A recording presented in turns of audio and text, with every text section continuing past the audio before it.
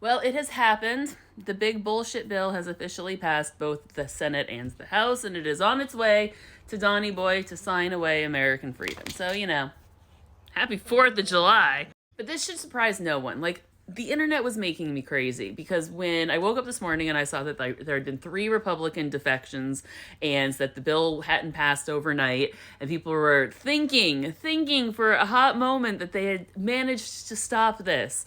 It's so cute. The people who are new to Republican fuckery, new to the process of Republican spines only matriculating for like 20 seconds at a time before they dissolve back into the nothing of which they came. It's bullshit. Mike Johnson played the game he had to. He kept the vote open as long as he needed to for Donald Trump to get on the phone and bully who he needed to. This is going to be bad across the board, like big bad. And if I know Donnie the way I think I know Donnie, he's going to make a big show of fucking signing it on the 4th of July and make a big, like, oh, American freedom, big, beautiful bill, freedom, blah, blah, blah, blah, blah. The irony will be palpable because this bill is anything but the embodiment of American freedom. Matter of fact, it is like everything the Founding Fathers did not want the government to become.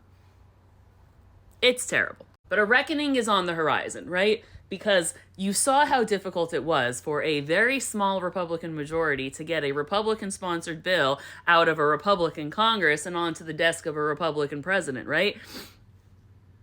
That means that there are internal party fractures within the Republican Party that are not surprising to any of us. We've all seen them coming. But at the same time, we are seeing those party fractures happen over on the Democratic Party side, where establishment Democrats of the 90s neoliberal crowd who were afraid of Reagan Republicans, so they gear shifted and pulled the party back to the center, are now like openly hostile toward the emerging progressive left. And I feel like the Democratic Party has been here like 4 or 5 times.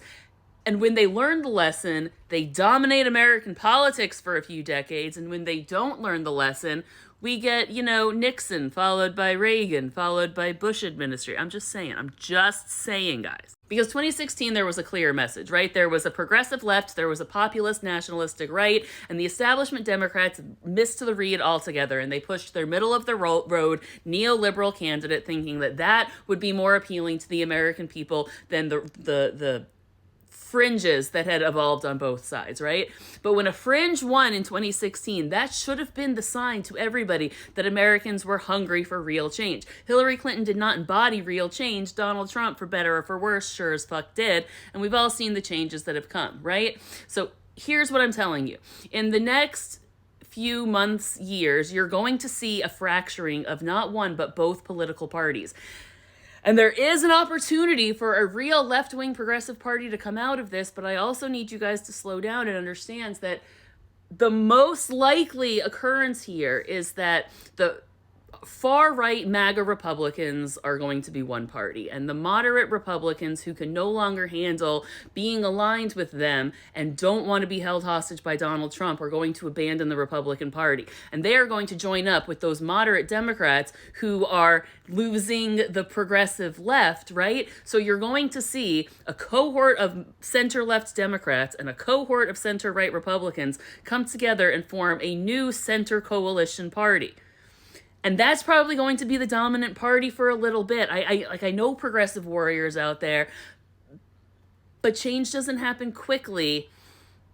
And I know that's hard to say now when you're watching everything fall apart and burn in 6 months, but also it was a 50-year slow game that got them to this 6-month dismantling, all right? So we are about to see a new political party emerge, center right, center left. Let's hope we lean center left. Yeah, I'm just saying. And then maybe if the rest of the Democratic Party can get their shit together, they might be able to build a true progressive left party that might pull some of those independent, nobody does anything voters out of the fucking woodwork. There is hope here, guys, but it is not going to be like a passive hope where things just get better as they will.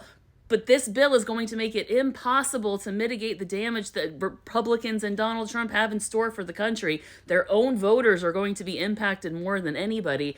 So all I'm saying is, get over your purity politics. Start thinking pragmatically a little bit here. You don't have to abandon your ideals to be productive. But shit's about to get fucking real, y'all.